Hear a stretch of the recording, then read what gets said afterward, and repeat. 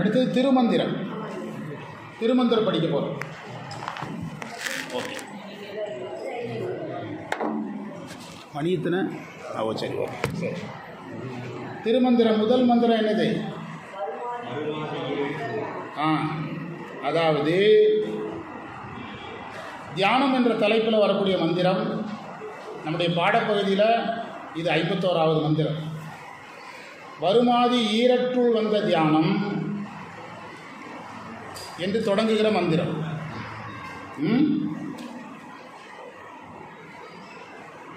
அந்த மந்திர பொருள் பகுதி நான் கையில் வச்சுக்கிறேன், சும்மா வச்சுக்கிறேன். பக்கம் 129 வாங்க. 129க்கு வந்துடுங்க. முதல்ல அதை பாருங்கள். பூதங்கள் 5, அந்த 5 குறிச்சுக்கிடுங்க பக்கம் 129. இல்லைன்னா அந்த மந்திரம் புரியாது. அதாவது ஈரட்டு 16 இது நம்ம எடுக்கணும், எடுத்தால் தான் டேலி ஆகும். பூதங்கள் 5,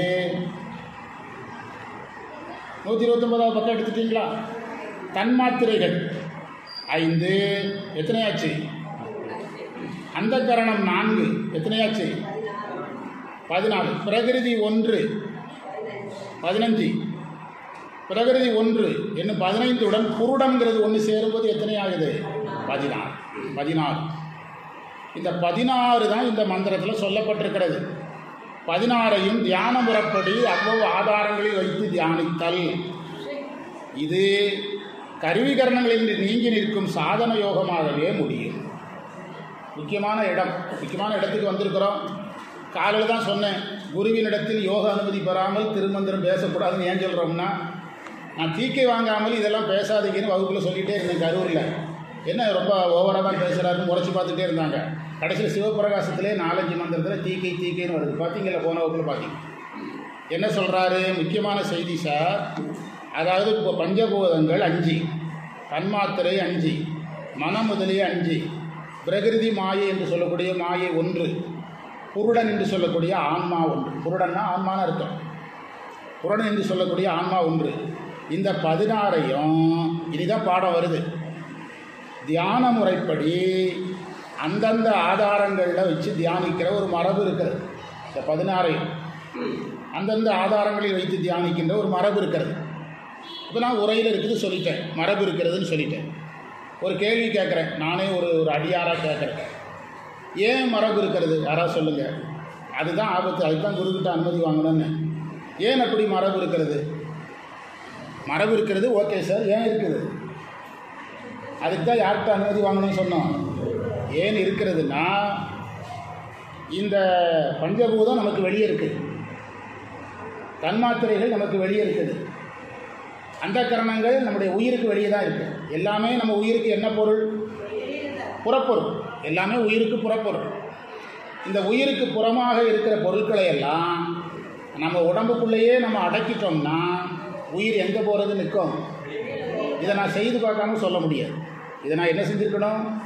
செய்து பார்த்துருக்கணும், இல்லைன்னா சொல்ல முடியாது. அதனால தான் திருமந்திரம் குரு அனுமதி இல்லாமல் பேசாதீங்கன்னு சொல்கிறது. அதனால தான் உரையில் அது இல்லை. இப்போ நான் சொன்னது உரையில் இருக்கா?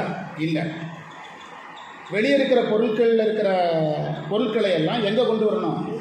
உள்ளே கொண்டு வரும்போது உங்களை அறியாமலே இந்த புறப்பொருள் கவனம் போய் அகப்பொருளே யார் மேலே கவனம் வந்துடும். எனவே தியானத்தில் 2 வகை இருக்குது. ஃபஸ்ட்டு ப்ராக்டிஸ் என்னதுன்னா, இந்த 16ஐயும் உள்ளே உட்கார வைக்கிறது. அதில் நம்ம படிக்கிறோம்ல, என்னது? நியமம், நியமம், ஆசனம், பிராணாயாமம். அடுத்தது என்னது?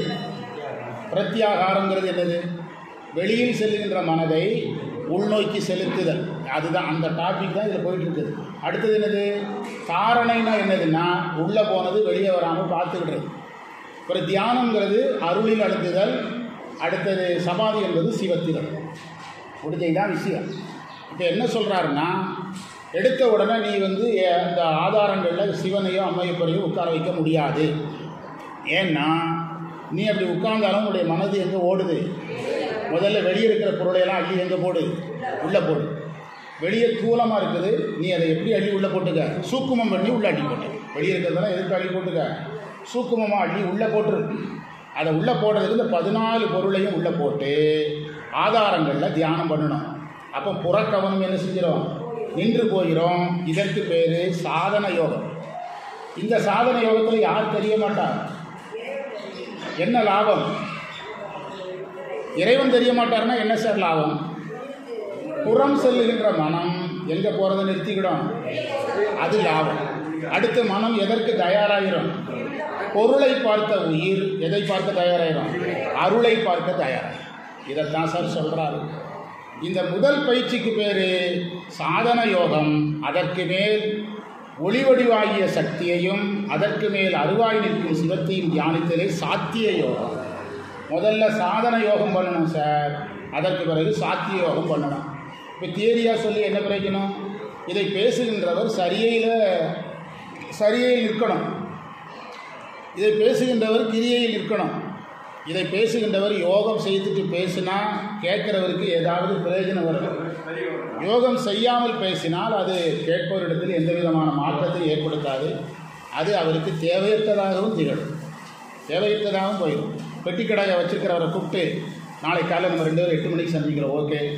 அவற்றை வந்து ஒரு நாளைக்கு 1 லட்சம், ஒரு நாளைக்கு 1 கோடி ரூபா லாபம் பார்க்குற மாதிரி ஐடியா சொல்ல போகிறேன். இருக்கட்டு, முதல்ல எந்த கடையை ஒழுங்காக பார்க்குறேன், ஒரு பெட்டி கடையை ஒழுங்காக நடத்த முடியுதான்னு பார்க்கலாம். அதுக்கு ஒரு நாளைக்கு 1 கோடி ரூபா சம்பாதிக்கிறதுக்கு அதுக்கு ஒரு யோசிப்போம். அவ்வளோ சொல்லுவாரா இல்லையா? அவருக்கு அதில் என்ன இருக்காது, அவருக்கு அதில் ஆர்வம் இருக்காது. அப்போது நீங்கள் வந்து உங்களை எப்படி லிஃப்ட்டில் தூக்கின மாதிரி உங்கள்கிட்ட அது திறமை இருக்கணும். சார் நீங்கள் முதலீடு போடுறீங்களா சார்? நான் வந்து பெரிய கடை வைக்க ரெடி சார், பணம் நீங்கள் போடுறீங்களான்னு கேட்பானல்ல. அந்த பணத்தை, அந்த அருள்ங்கிற பணத்தை போடுற கெப்பாசிட்டி யார்கிட்ட இருக்கணும்? பேசுகிற உங்கள்கிட்ட இருக்கணும். லிஃப்ட்டில் தூக்குற மாதிரி என்ன செய்யணும்? தூக்கினா போதும். அதாவது துரியோதனன் சில வினாடிகளில் மன்னனாகிறான். யார் உதவியினால? கர்ணன் சில வினாடிகளில் மன்னனாகிறான். யாரால? மன்னன் வார்த்தையால் சொல்லலை, எதை கொடுத்தான்? அதுதான். அது உங்களால் முடியும்னாலும் இதை பேசணும், முடியாதுன்னா பேசக்கூடாது. எந்த பிரயோஜனமும் கிடையாது. பெருமனே துரியோதனன் மன்னன் கர்ணன் சொல்லிட்டு இருக்கிற நாட்டை கொடுக்குற கெப்பாசிட்டி யாருக்கு இருந்தது? கொடுத்த பிறகு அவன் யாராக இருந்தான்? மன்னனாக இருந்தான். அதுதான் அதில் இருக்கிற கான்செப்டில் முக்கியம். அதைத்தான் இந்த சாதன யோகமாக முடியும். அதற்கு மேல் அம்மையப்பறையெல்லாம் பார்த்தா சாத்திய. எனவே தியான யோகம் 2ஆக பிரியும். ஒன்று தியான யோகம் சாதன சாத்திய வகையால் இருகூறாக பிரியும். சைவம் யோகத்தை 2ஆக பிரிக்கிறது. ஒன்று சாதன யோகம், ஒன்று சாத்திய யோகம். இன்றைக்கு ஊருக்குள்ளே பேசக்கூடிய யோகங்கள் சாதன யோகத்தில் கூட சேராது, எந்த யோகத்தில் கூட சேராது, சாதன யோகமும் கிடையாது. அவங்களுக்கு இந்த பஞ்சபூதம்டா என்னது தெரியணும், அவங்களுக்கு தன்மாத்திரை என்னதுன்னு தெரியணும், அவங்களுக்கு டாக்டர் கொடுக்குற மாத்திரை தான் தெரியும், தலைவலி மாத்திரை தெரியும், வயிற்றுவலி மாத்திரை தெரியும். என்ன மாத்திரை தெரியாது? தன் மாத்திரை தெரியாது. அந்த கரணம் தெரியணும், அந்த கரணத்துக்கு என்ன வேலைன்னு தெரியணும், பிரகிருதினா என்னதுன்னு தெரியணும், புருடன்னா என்னதுன்னு தெரியணும். புருடனுங்கிறது பெரிய ஆபத்து. வித்யா தத்துவத்தில் காலம், நீதி, கலைவித்தை, அராகமெல்லாம் உயிர் கூட இருக்குங்கிறதே தெரியணும். இது அவனுக்கு சொல்லிக் கொடுக்குறதுக்கு மட்டும் 3.5 வருஷம் ஆகும். என்னைக்கு யோகம் பண்ணுறது? அவனே ஒரு வாரத்தில் சர்டிஃபிகேட் வாங்கிட்டு பேராசிரியர்னு வந்து நிற்கிறான். அவனை நீங்கள் என்ன பண்ண முடியும்? இப்படி நிறைய பேர் ஊருக்குள்ளே சுற்றிட்டு இருக்கிறான், யோகம் பண்ணுறேன், தியானம் பண்ணுறேன்ட்டு. புரியுதா? அதைத்தான் திருமூலர் வந்து கண்டிக்கிறார். இன்றைக்கி ஊருக்குள்ளே நடக்கிற அந்த யோகங்களெல்லாம் எதில் கூட சேராது, சாதன யோகத்துலையும் சேராது. முருகானந்து யோசிக்கிறார், திருப்பூரில் எல்லாருமே இப்படி தான் இருக்கானோ, இவர் இப்படி சொல்கிறாருன்னு யோசிக்கிறார். ஆமாம், இப்போ மந்திரத்தை படிக்க புரியும். அடுத்த மந்திரத்துக்கு போகிறோம். அதாவது ஏன் அப்படி கடுமையாக சொல்கிறாருன்னா, அறநூல் வந்து கடுமையாக சொல்ல வேண்டியதை கடுமையாக சொல்லுது. அறநூலில் கடுமையான விஷயத்தை அன்பாக சொல்லக்கூடாது. வள்ளுவர் வந்து நல்ல விஷயத்தை காதில் கேளுங்க அப்படின்னாரு. வள்ளுவர் சொல்கிறார், கேட்கலன்னா கேட்காதவரை பற்றி பேசுகிறார். அவன் செத்தானா இருந்தானுங்கிற செவியிற் சுவையுணரா அவியுணர்வின் மக்கள் அவியனும் பாலினும் என். அவியனும்னா அவன் செத்தானா இருந்தானே, நல்ல விஷயத்தை காது கொடுத்து கேட்காதது அப்படின்னு யார் சொல்கிறார்? வள்ளுவர் சொல்கிறார். வள்ளுவர்கிட்ட ஒரு மன்னர் போய் கேட்குறார், நிறைய தப்பு பண்ணுறான ஊருக்குள்ளே என்ன பண்ணுறதுன்னு கேட்டார். கொலை பண்ணியிருக்கிறார். யார்? வள்ளுவர். கொலையில் கொடியாரை வேந்து ஒருத்தல் பைங்கூழ் களைகட்டல் அதனோடு நேர். தப்பு பண்ணுறான்னா கொன்று. அது எதற்கு சமம்னா, பயிருக்கு என்ன எடுக்கிறதுக்கு சமம்? களை தான் எடுக்கிறேன், நீ ஒன்றும் தப்பு பண்ணல, போட்டு தள்ளிட அப்படிங்கிறார். யார்? வள்ளுவரே. அந்த வள்ளுவரே வந்து இன்னா செய்தாருக்கு இனியவே செய்யாக்கான்னு சொன்னவர் தான் போட்டு தள்ளுறதுக்கும் ஐடியா கொடுக்குறார். அது அறநூல் என்ன சொல்லுதுன்னா, கடுமையாக சொல்ல வேண்டிய விஷயத்தை ஒரு 20-30 நாளைக்கு முந்தி ஒரு பாடம் வந்தது. கடுமையாக சொல்ல வேண்டிய விஷயத்தை கடுமையாக சொல்ல வேண்டியது அப்படி சொல்லுவருடைய கடமைன்னு வந்தது. ஆமாம், வருமாதி ஈரட்டுள் வந்த தியானம் பெருவாத புந்தி புலங்கோக மேவல் எல்லாம் அதில் வந்துட்டு உருவாய சக்தி பரத்தியானம் ஒன்றும் குருவார் சிவத்தியானம் யோகத்தின் கூறே என்பதுதான் அதற்கான பொருளை நாம் பார்த்துட்டோம். அடுத்த மந்திரத்துக்கு போக போகிறோம். எத்தனாவது மந்திரம்? அடுத்த மந்திரத்தினுடைய தலைப்பு என்னங்க? தியானம். அடுத்த மந்திரம் தொடங்குவது ஒன்னா என்று தொடங்குவது, அப்படித்தானே? ஒன்னா நயனத்தில் உற்ற ஒளிதன்னை ஒன்னா என்று சொல்லுவதற்கு பொருள், இந்த மந்திரத்துக்கு ஒரு தலைப்பு நீங்கள் எழுதிவிடணும். 6ஆம் ஆதாரத்தில் தியானித்தல்னு தலைப்பு கொடுத்துருக்கேன். 6ஆம் ஆதாரத்தில் தியானித்தல்.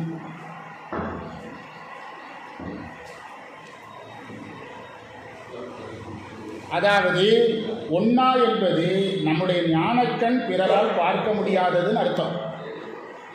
ஒன்னா நயனம், அந்த ஞானக்கண்ணை கொண்டு நாம் அகத்தை பார்க்கணும். அந்த ஞானக்கண்ணை கொண்டு நாம் என்ன செய்யணும்? அகத்தை பார்க்கணும். இந்த நிலையில் இருப்பவர் புறப்பொருளை பார்க்க மாட்டார். இந்த மந்திரத்தில் விண்ணாறுன்னு ஒரு வார்த்தை இருக்குதா? விண்ணாறுன்னா அருள் வெளின்னு அர்த்தம். அருள் வெளி. பண்ணாமல் என்ற ஒரு வார்த்தை இருக்குதா? பண்ணாமல் என்றதுன்னா சுயம்புன்னு அர்த்தம். பண்ணாமல் என்றது பார்க்கலும் ஆமே. பார்க்கலும் ஆமேன்னா இந்த சாதகனுக்கு இறைவன் உரையாசிரியர் சொல்றார், தீப ஒளி போல நட்சத்திரம் போல தெரிவான் அப்படிங்கிற. தீப ஒளி போல நட்சத்திரம் போல தெரிவான் என்று தெரிவான்னு சொல்றார். மந்திரம் பாருங்க. ஒன்னா நயனத்தில் உற்ற ஒளி தன்னை ஞானக்கண்ணில் விளங்குகின்ற ஒளி இறைவன். சோதியே சுடரே சூழொளி விளக்கு, அதுதான் ஒளி தன்னை கண்ணார பார்த்து கலந்தங்கு இருந்தெழில். கண்ணார என்பதற்கு அந்த ஞானக்கண்ணால் பார்த்து இருந்தால் விண்ணாறு வந்து, விண்ணாறு பொருள் சொல்லிட்டோம். அருள்வெளி அவனுக்கு புலப்படும். அது அருள்வெளியை தான் சிற்பர வியோகம்னு சொல்கிறோம். அதைத்தான் பொன்னம்பலங்கிறோம், திருச்சிற்றம்பலங்கிறோம். அதைத்தான் வள்ளலார் சபையனதுளவன தானறிந்தனக்கு அபயமளித்ததோர் அருட்பெருஞ்சோதிங்கிற. சபை எனது உளம். சபைங்கிறது நம்ம தூலத்துக்கு சிதம்பரம் நடராஜர். வள்ளலார் சொல்கிறது என்னுடைய உள்ளம்தான் சபைங்கிற. சபை எனது உளவன தானறிந்தனக்கு அபயமளித்ததோர் அருட்பெருஞ்சோதிங்கிற. அந்த ஜோதி தான் இப்போ பார்த்துட்டு ஜோதி தரிசனம் எப்படி தெரியும்னு சொல்கிறார். அதாவது புறத்தில் இருப்பவர்களுக்கு தெரியாத உன்னுடைய ஞானக்கண்ணை கொண்டு நீ பார்க்க ஆரம்பித்தால் உனக்கு அருள்வெளி தெரியும். அந்த பண்ணாமல் என்றதுன்னா சுயம்புவாக இருக்கிற சாமி, சுயம்புவாக இருக்கிற சாமி உனக்கு தெரிவார். அவரை நீ ஒளியாக பார்க்கலாம். நட்சத்திரம் மாதிரி தெரிவார்ங்கிறார் உரையாசிரியர். நட்சத்திரம் மாதிரி தெரிவார், விளக்கு மாதிரி தெரிவார் என்று சொல்கிறார். நட்சத்திரம் போல விளக்கு போல தெரிவார். பண்ணாது நின்றது என்பது சுயம்புன்னு அர்த்தம். அது திருவாசகத்தில் எப்படி வரும்னா அந்த பொல்லாமணின்னு வரும். பொல்லாமணினா அதுக்கு சரியான தமிழ் வார்த்தை பொள்ளாச்சி. பொல்லாமணி. பொல்லா என்றால் செதுக்காதன்னு அர்த்தம், சுயம்புன்னு அர்த்தம். அதான் பொல்லா பிள்ளையாருக்கு சரியான வார்த்தை பொல்லா பிள்ளையார். பொல்லா என்றால் செதுக்காத, செய்யாத என்று பொருள். என் பொல்லா மணியை புணர்ந்தே வருதா? இதுதான் திருவாசகம் படிக்கிறதுடைய நன்மை. திருவாசகத்தை தனியாக படிக்கிறத விட இந்த மாதிரி திருமுறையோடு சேர்த்து படிக்கும்போது அதுக்குள்ள எந்த இடத்துல என்ன இருக்குங்கிறத என்ன செய்யலாம், கண்டுபிடிச்சு படிக்கலாம். ஒன்றா அந்த மந்திரத்தை பார்த்துட்டோம். முக்கியமான செய்தி சொல்லிட்டோம். நமக்குள்ளே யாரை பார்க்கலாம்? இறைவனை ஜோதியாக பார்க்கலாம். அடுத்த மந்திரம் சூப்பர் மந்திரம், இல்லக விளக்கு மாதிரி. மனத்து விளக்கினை மாண்பட ஏற்றி, அடுத்தது சினத்து விளக்கினை செல்ல நெருக்கி, அனைத்து விளக்கும் தெரியொக்க தூண்ட, மனத்து விளக்குது மாயா விளக்கு. எவ்வளோ அழகாக இருக்குது. இல்லக விளக்கு மாதிரி இருக்குதா? திருமலருடைய திருமந்திரம் பாருங்கள். மனத்து நீங்கள் 10ஆம் திருமுறைனா இந்த மந்திரத்தை படிக்கலாம். இந்த மந்திரம் ஈஸியாக இருக்கும். மனத்து விளக்கு என்பது சிவம். மனம்ங்கிறது இந்த இடத்துல உயிர். உயிருக்குள்ளே இருக்கிற விளக்காக இருக்கிற சிவபெருமான். மாண்பட, மாண்பட என்பதற்கு எப்படி பொருள் எடுக்கணும்னா, இந்த இடத்துல மான் என்பதற்கு நம்ம கவனமாக பொருள் எடுக்கணும். மான் என்பதற்கு மாண்பட ஏற்றி, அதில் ஒரு பாடபேதம் சொல்லியிருக்கிறாங்க. ஒரு பாடபேதம் பஞ்சாத்திர தீபம் திருவாவூர் ஆடின உரையில் 3 சுழி இல்லாமல் எத்தனை சுழி இருக்குது? 2 சுழி இருக்குது. அதில் மான் என்பது அகங்காரங்கிற பொருள்னு சொல்லியிருக்காங்க. மான் பட என்றால் அகங்காரம் பட்டு போக, கெட்டு போக ஏற்றி. அகங்காரம் கெடுதுன்னா அகங்காரத்துக்கு காரணம் ஆணவ மலம். அப்போ என்ன மலம் ஒடுங்குதுன்னு அர்த்தம்? அப்போ தான் விளக்கு இருட்டு போனாதானுங்க சார் வெளிச்சம் வரும். பஞ்சாக்கர தீபத்தில் இப்படி தான் உரை இருக்குது. அதுதான் நல்லா இருக்குது. நம்ம ஆதீன உரை தான் நல்லா இருக்குது. சரியா? அதில் சொல்லியிருக்கிறார், மான் என்பது அகங்காரத்தை குறிக்கும். அகங்காரத்துக்கு காரணம் ஆணவ மலம். ஆணவ மலம் கெட என்று பொருள் எடுக்க வேண்டும். மாயா, மாயா என்றால் நீங்காத. இப்போ பொருள் பார்த்தீங்கன்னா புரிஞ்சிடும். திருமூலர் வந்தார்னா எனக்கெல்லாம் கிண்ண சாதகன்னு அவார்டே கொடுப்பாரு. ஒரு அரை மணி நேரம் கொடுத்தா எத்தனை 10 மந்திரம் நடத்துகிறாங்க, எவ்வளோ பெரிய ஆளாக இருப்பான். மனத்து விளக்கினை மாண்படை ஏற்றி, மாண்படை ஏற்றி மனசில் இருக்கக்கூடிய சிவங்கிற விளக்க மான் பட்டு போகும்படியாக, அகங்காரம் படும்படியாக என்ன அர்த்தம்? ஆணவமலம் ஒடுங்க ஏற்றி. ஏன் அப்படி அந்த பொருள் எடுக்க சொல்கிறாங்கன்னா, இருட்டு போனால் தான் எது வரும். அப்போ ஆணவமலம் போகிறத நீங்கள் சொல்லணும். மாண்போடு ஏற்றிங்கிற பொருளை விட இது நல்லா இருக்கு. சினத்து விளக்கினை செல்ல நெருக்கி, எது இருக்கக்கூடாது? சினம்ங்கிறது இல்லாமல் பண்ணிடணும். அதாவது சினம் என்பது தாமத குணத்திலிருந்து வரும். நம்ம உண்மை விளக்கத்தில் அட்டவணையில் படிச்சிருக்கிறோம். சினம்லாம் எதிலிருந்து வரும்? தாமத குணத்திலிருந்து வரும், அறியாமையிலிருந்து வரும். செல்ல என்றால் வெளியில் செல்லும்படியாக, நெருக்கி என்றால் இடமில்லாமல் செய்து. எதுக்கு இடம் இருக்கக்கூடாது? கோபத்துக்கு இடம் இருக்கக்கூடாது. யோகத்தில் இருக்கிறவங்களுக்கு கோபம் அதிகமாக வரும், வர்ற மாதிரி சூழல் அமையும். புரியுதா? நீங்கள் வந்து எப்போல்லாம் உயர்ந்ததை நோக்கி போகிறீங்களோ அப்போல்லாம் உங்களுக்கு தொந்தரவு வரும். வரும்போது கூட சிவகுமார்ட்ட சொல்லிட்டு வந்தேன். இப்போ உங்கள் அண்ணனுக்கு 40,000 ரூபா சம்பளம், உங்களுக்கு 45,000 ரூபா சம்பளம்னா குடும்பம் சுமத்தாக போகும். நீங்கள் 40,000 ரூபா, உங்கள் தம்பிக்கு 1.5 லட்ச ரூபா சம்பளம்னா குடும்பத்துக்கு சண்டை வரும். தம்பி ரொம்ப சம்பாதிக்கிறது யாருக்கே பிடிக்காது, அண்ணனுக்கே பிடிக்காது. நம்ம மேலே போகும்போது தான் எது அதிகமாக வரும்? ஆபத்துக்கள் அதிகமாக வரும். அதுதான் பிற மதத்தவர்கள் சொல்கிறான், நரகத்துக்கு 90 அடி சாலை, மோட்சத்துக்கு சொர்க்கத்துக்கு குறுகிய சாலைங்கிறான். அதனால் நீங்கள் மேலே நோக்கி போகும்போதெல்லாம் எல்லாத்தையும் சந்திக்கிறதுக்கு ரெடியாக இருக்கணும். பழுக்க ரெடியாக இருந்தால் கல் வாங்கவும் ரெடியாக இருக்கணும். அதைத்தான் சினம் வரக்கூடாது. அந்த இடத்துல வரும். யோகிகளுக்கு அதிகமாக சினம் வரும். ஏன்னா அவர் எல்லாத்தையும் கட்டுப்படுத்துகிறாரு. பிறகு அவர் எல்லாரும் இப்படி நினைக்கிறாரு. ஒருத்தனும் அவருடைய கொள்கைக்கு வரமாட்டேது. அப்போ என்ன வரும்? கோவம் வரும். எல்லாரும் இப்படி இருக்கணும்னு நினைக்கிறாரு. ஒருத்தனும் அவருடைய பாதைக்கு வராது, அவர் அறியாமல் கோவம் வரும். ஆனாலும் அவர் தன்னை என்ன செய்யணும்? அடக்கிக் கொள்ளணும். தப்பு மட்டும்தான் அவங்களுக்கு கண்ணில் தெரியும். ஏன்னா அந்த உயிர் நல்லா இருக்கணுங்கிறத ஏனுரைத்தேன் இரக்கத்தால் எடுத்துரைத்தேன் சொல்கிறாங்கல்ல. வள்ளலாரையே டென்ஷன் பண்ணியிருக்கிறாங்களா, கடை வைத்தேன் கொள்வாருன்னு டென்ஷன் பண்ணியிருக்கிறாங்கல்ல, பண்ணி விட்டுருவோம். அந்த மாதிரி யோகம் பண்ணது எனக்கு டென்ஷன் ஆகுது சார், என்ன செய்யறதுன்னு கேட்கணும், தனியாக கேளுங்க சொல்லித்தாரு. ஏன்னா அது ரகசியம், தனியாக தான் சொல்லணும், எல்லாருக்கும் சொல்லக்கூடாது. ஏன்னா நீங்கள் அதை செய்ய ஆரம்பிச்சிங்கன்னா அது பிறகு ஆபத்தாயிரும். புரியுதா? குழந்தை கையில் துப்பாக்கி கொடுத்த மாதிரி ஆகிடும். புரியுது? எனக்கு நான் யோகா பயிற்சி பண்ணுற கோவம் வருதுன்னா என்ன சார் செய்கிறதுனா தனியாக கேளுங்க, ஐடியா சொல்லித்தரேன். ஐடியா இருக்குது. அப்போ சினத்து விளக்க என்ன செய்யணும்? அடக்கணும். எது வராமல் பார்த்துக்கணும்? கோவம் வராமல். ஒரு யோகி ஒரு ஆற்றங்கரையில் உட்கார்ந்துருக்காரு, அந்த குளிக்கிறார், ஆற்றுக்குள்ளே இறங்கி குளிக்கிறார்.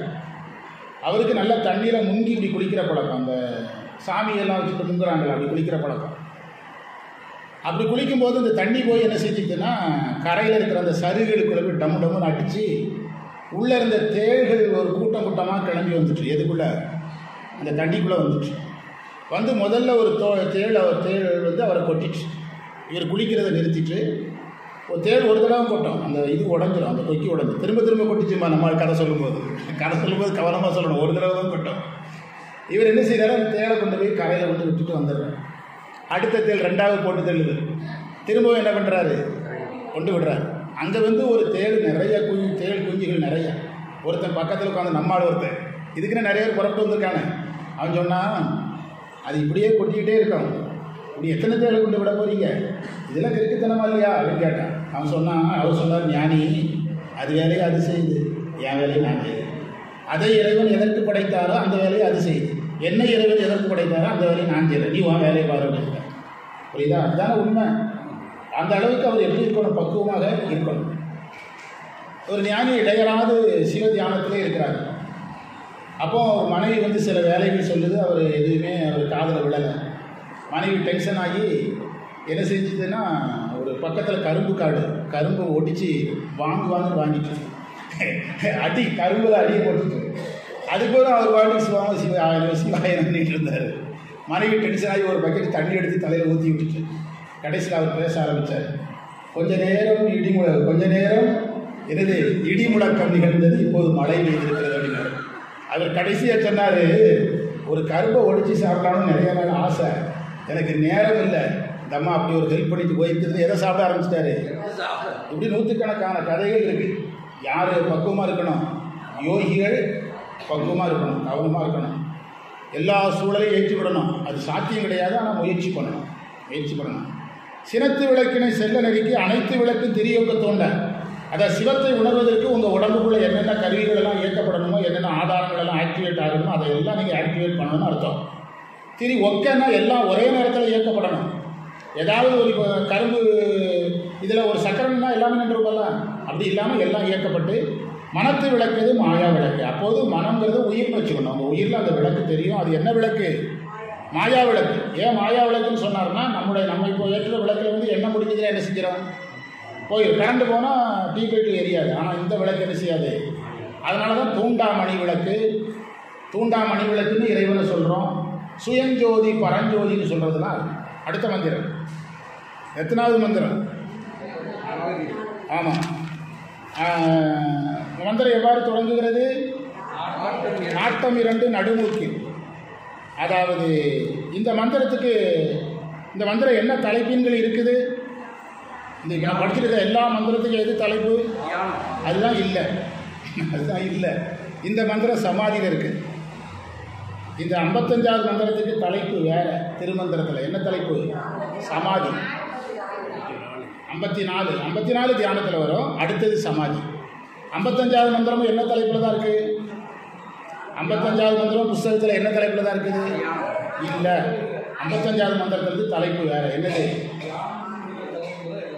கொடுத்துருக்காங்க? அதுதான் நான் சொன்னேன். நான் வரும்போது சொல்கிறேன். நீங்கள் எல்லோரும் நெல் தின்ன மாதிரி முடிக்கிறது தெரியுது, நான் வாரேன். 54வது மந்திரம் பார்க்கலாம். நாட்டம். அந்த மந்திரத்துக்கு ஒரு வரியில் பொருள் எழுதிடுங்க. அதாவது சாதகன் சிவமாதல். இந்த மந்திரத்துக்கு இவ்வளோதான் சார் விஷயம். சாதன் சிவமாதல். ஒரு 4 வார்த்தைக்கு பொருள் எழுதுங்க. ஓட்டம், பிராண இயக்கம். உணர்வு, பற்று. தான் அப்படின்னா முனைப்பு. தேட்டம் என்றால் ஆராய்ச்சி அல்லது தேவை. திருமுறையில் கூட தேட்டச்சுலாம் வரும். ஆராய்ச்சி. மந்திரம் படிச்சிங்கன்னா ஒரே நிமிஷம் தான். திருமுறை பாப்பார், இந்த யுகத்துக்கு நீதானா டீச்சர், என்ன ஸ்பீடாக நடத்துகிறா, பரவாயில்ல. நாட்டம் 2 நடுமூக்கில் வைத்து. அதாவது பகவத்கீதையில் கூட இந்த தியானம் சொல்லப்பட்டிருக்கிறது. நம்முடைய கண்கள் 2ஐயும் இப்போ சிவபெருமானை தியானம் பண்ணுற மாதிரி படங்கள் பார்த்தீங்கன்னா, கீழே இருக்கிற கண் பகுதி என்ன செஞ்சுருக்கோம்? திறந்திருக்கும். கீழே ஒரு 10% கண்ணு திறந்திருக்கும். அந்த கண் எதை பார்க்கணும்? நூக்கினுடைய நுனியை பார்க்கணுங்கிறது யோக விதி. இது பகவத்கீதையில் அப்படியே இருக்குது. இந்த விதி பகவத்கீதையில் அப்படியே சொல்லப்பட்டிருக்கிறது. அந்த தியானம் சொல்கிற இடத்துல கிருஷ்ணர் சொல்கிறார், நாட்டம் 2 நடுமூக்கில் வைத்தது வாட்டம் இல்லை, மனைக்கு அழிவில்லை. அப்படின்னு இருந்தால் உனக்கு எந்த விதமான வாட்டம் என்றால் சோர்வுன்னு அர்த்தம். உனக்கு சோர்வே வராது. உனக்கு எந்த விதமான சோர்வும் கிடையாது. விடிய காலம் 4 மணிக்கு பஸ் ஏற சொன்னாலும் ஏறுவீங்க. சரியா? தூக்கம் கெட்டுட்டு அப்படின்னு என்ன செய்ய மாட்டீங்க, வருத்தப்பட மாட்டீங்க. நீங்கள் என்ன பண்ணணும்? விடியால் 4 மணிக்கு நீங்கள் யாத்திரைக்கு வர முடியலன்னா நீங்கள் தியானம் பண்ணலைன்னு அர்த்தம். நீங்கள் தியானம் பண்ணணும். என்னுடைய நிலைமையில நினச்சி பாருங்க. கரூர் போயிட்டு வந்து சாயங்காலம் வகுப்பு எடுக்கிறேன், தாராபுரத்துக்கு போயிட்டு வந்து வகுப்பு இன்னைக்கு. இன்னைக்கு காலையில் வந்துட்டாங்கன்னா அப்போ தியானம் பண்ணுறாங்கன்னு அர்த்தம். ஆமாம், அவங்க பாராட்டுறாங்க, பெரிய விஷயம். நாட்டம் 2 நடுமூக்கில் வைத்து வாட்டம் இல்லை, சோர்வு வராது. ஓட்டம் இல்லைன்னா, ஓட்டம்ங்கிறது தான் மாணிக்க வாசகர் வேகம்னா. அதுக்கு சரியான வார்த்தை சித்த சலனம். மனசில் ஒரு சலனம், அதான் சித்த சலனம். மனசில் ஒரு சலனம். அதாவது ஸ்டெடி மைண்ட் இல்லாமல் இருப்பாங்க. நிறைய பேர் பார்த்தீங்கன்னா ஸ்டெடி மைண்ட் இல்லாமல் இருப்பாங்க. அவன் நீங்கள் பார்த்தீங்கன்னா பிஸ்னஸ் பண்ணலாமல் இருக்கிறான் அப்படின்பா. பிஸ்னஸ் பண்ணலான்னா என்ன பண்ண போகிறான்னு கேட்டாச்சுன்னா இரும்பு வாங்கி விற்கலாம்பா. அடுத்த நாள் பேசுவதற்கு கரும்பு வாங்கி விற்கலாம்னு சொல்லுவான். என்ன இருக்காது, ஒரு ஸ்டெடி மைண்டே இருக்காது. கரும்பு வாங்கி விற்கலாம்டா. அதுக்கடுத்த நாள் பார்த்தீங்கன்னா சேர் வியாபாரம் பண்ணலான்னு பார்க்குறேன்பா. அதுதான் என்னது, உறுதியாக இருக்கணும். இப்போ நம்ம இந்த திருமுறை பணி தொடங்கி இது 14வது வருஷம் டாக்டர் சார். எத்தனையோ தடைகள். 2 வருஷம் முடிஞ்சிருக்குது. 11 தொடங்கிறோம், 11 12 முடிஞ்சிருக்குது. 13வது வருஷம் ஒருத்தர் அட்மிஷனுக்கு பணம் கொண்டு வர்றாரு. நான் மாணவராக சேர போகிறேன். ஒருத்தர் சொல்கிறாரு, யார் சொன்ன உங்ககிட்ட அடுத்ததோட வகுப்பு இருக்குன்னு? வகுப்பெல்லாம் கிடையாது, போங்குங்கிறாங்க. பணம் கொண்டது செல்ல போகிறேன். பவானியில் இருக்கிறான், பவானியிலே அவினாசியில் இருக்கிறான். நாங்கள் போராடி, டாக்டர் அம்மா நாங்கள்லாம் போராடி, அதில் இறைவனுடைய கருணை பாருங்கள். 14 வருஷமும் அவங்க அமைப்பாளர், 14 வருஷமாக இறைவன் நம்மளை பேராசிரியர் வச்சார். ஓதுவார், இது 10வது ஓதுவார், இது 10வது ஓதுவார். அதனால தான் எனக்கு தேவாரம் பயங்கரமாக வருது. ஏன்னா எத்தனை ஓதுவாரை பார்த்தாச்சு. நீங்களும் உங்களுக்கெல்லாம் தேவார ஆசிரியர் கடைசி நான் தான். ஏன்னா நான் எத்தனை ஓதுவாரை பார்த்தவை, 10 ஓதுவாரை பார்த்தேன். பள்ளிக்கூடத்தில் ஒரு பையனை நான் திட்டினேன், உன்ன மாதிரி எத்தனை ஸ்டூடெண்ட்டை பார்த்துருப்பேன் அப்படின்னு. அவன் சொன்னால் உங்களை மாதிரி எத்தனை வாத்தியாரை பார்த்தேன் சார். இப்படிலாம் பேசக்கூடாது சார் அப்படின்னேன். சார் உண்மையை தான் சார் சொல்கிறேன், நான் பயங்கர குறும்பு, எந்த பள்ளிக்கூடத்திலும் 1 வருஷத்துக்கு மேலே வைக்க மாட்டாங்க. 9வது படிக்கிறது 9வது ஸ்கூல் அப்படிங்கிறான். விசாரித்தா உண்மை அதுதான். நான் சொன்னேன், என் வாயில் விழுந்தால் உனக்கு நீ பள்ளிக்கூடத்தில் இருக்குன்னு. சார் என் வாயில் விழுந்து எந்த வாத்தியாரும் பள்ளிக்கூடத்தில் இருக்குது. நான் அவன்கிட்ட பேசவே இல்லை, நான் விட்டுரு. அப்படி கடைசி நடந்ததுன்னா அவன் ஸ்கூலில் இருந்தால் நான் வெளியே வந்துட்டேன். ஆர்கேஆர் ஸ்கூலில் அவன் இருந்தால் நான் வெளியே வந்துட்டேன். அவன் சொன்னது தான் நடந்தது. வாட்டம் இல்லை மனைக்கு அழிவில்லை. மனைனா உடம்பு, ஓட்டமும் இல்லை. பொருள் சொல்லியிருக்கிறீங்க. ஓட்டம்னா என்ன அர்த்தம்? பிராண இயக்கம். பிராணாயாமம் சொல்கிறாங்கல்ல, பிராணனுடைய இயக்கம் குறைஞ்சாதான் பிராண இயக்கம். திருமூலர் சொல்கிறார், மண்மனம் எங்குண்டு வாயுவும் அங்குண்டுங்கிறார். அதாவது காற்று இயங்குதுன்னா மனசு இயங்குதுன்னு அர்த்தம். இது தியானத்தில் வருது. தியானத்தில் எது இயங்கக்கூடாது? மனசு இயங்கக்கூடாது. மனசு இயங்குனா நம்முடைய கவனம் எது மேலே வந்துடும்? வெளியே வந்துடும். அதனால தான் ஒரு பிராணனுடைய மூச்சு காற்றினுடைய வேகம் குறையும் போது மனவேகம் குறையும். மனவேகம் குறையும் போது உலகப்பற்று குறையும். உலகப்பற்று குறையும் போது சிந்தனை பொருளில் இருந்து விடுபட்டு எதுக்கு போயிடும்? ஆறுதலுக்கு போய். அதைத்தான் ஓட்டம் இல்லை, உணர்வில்லை தானே. உணர்வு பொருள் சொன்னோம். என்னது? உலகப்பற்று வராது, உலக நினைவுகளே வராது. ஓட்டம் இல்லை, உணர்வில்லை, தான் இல்லை, தான் இல்லை, முனைப்பும் கிடையாது. நான் இருக்கிறதே தெரியாது. ஊன்கெட்டு உயிர் கெட்டு. தேட்டமும் இல்லை. இந்த ஆராய்ச்சிக்கே வேலை கிடையாது. அங்கே என்ன ஆராய்ச்சி? தியானம் வந்தாச்சு, இறைவன் கூட கை கூடியாச்சு, அதுக்கு என்ன ஆராய்ச்சி? அங்கே இறைவனிடத்தில் என்ன கிடையாது? ஆராய்ச்சிக்கு வேலையே கிடையாது. ஒன்றிலே அனுபவம் தான். அங்கு காண்பான் இல்லை, காட்சி இல்லை. எது மட்டும்தான்? காணப்படும் பொருள் மட்டும்தான். காணப்படும் பொருளிலேயே இந்த உயிர் அழிஞ்சிட்டதுனால அந்த இன்பம் மட்டும்தான் தெரியும். சிவனை காணுகிறேங்கிற உணர்வு கூட செய்யாது இருக்காது. அதைத்தான் இதில் திருமூலர் சொன்னார். அற்புதமான மந்திரம். 55வது மந்திரத்துக்கு தலைப்பு தியானம் கிடையாது. என்ன தலைப்பு? சமாதி. அதை ஃபுல்லாக உங்களுக்காக செக் பண்ணேன். ஃபுல்லாக புக்கை வச்சு செக் பண்ணேன். ஆனால் என்ன தலைப்பில் வந்திருக்குது? தியானங்கிற தலைப்பில் திருமந்திரத்தில் இல்லை. அந்த மந்திரம் சமாதிங்கிற தலைப்பு. அந்த மந்திரத்துக்கு பொருள் எழுதிடுங்க. ஆதி என்றால் முதல்வன் அல்லது சிவன். 2வது வரிக்கான பொருள் இறைவன் உயிரில் நின்று ஒளிர்பவன். இறைவன் உயிரில் நின்று ஒளிர்பவன் அர்த்தம். 2வது வரிக்கு பொருள். அதைத்தான் வள்ளலார் சபை எனதுள்ளமென தான் அழிந்தனக்கு அபயம் அளித்ததோர் அருட்பெருஞ்ச. இறைவன் உயிரில் நின்று ஒளிர்பவன். அருத்தி என்ற சொல்லுக்கு ஆசைன்னு அர்த்தம். கொம்பு என்ற சொல்லுக்கு ஆதாரம் 6 என்று பொருள்.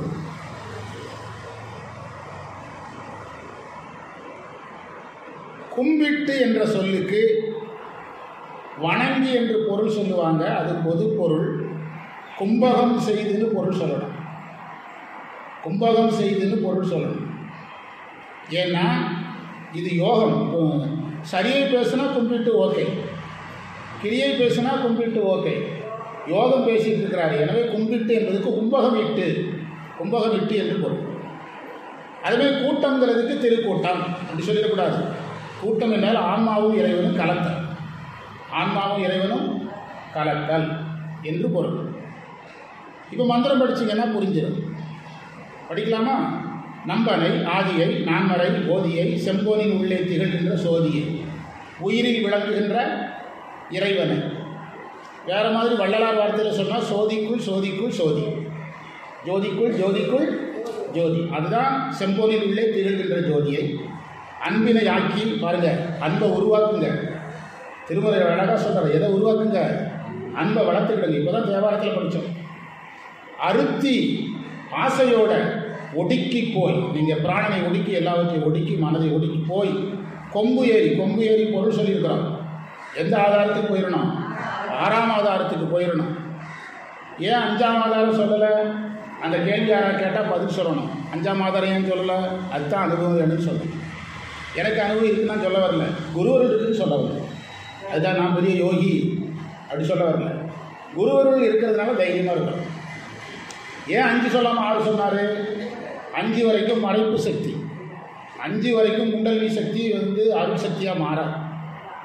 6ஆம் ஆதாரத்துக்கு வரும்போது தான் குண்டலினி சக்தி எதா மாறும்?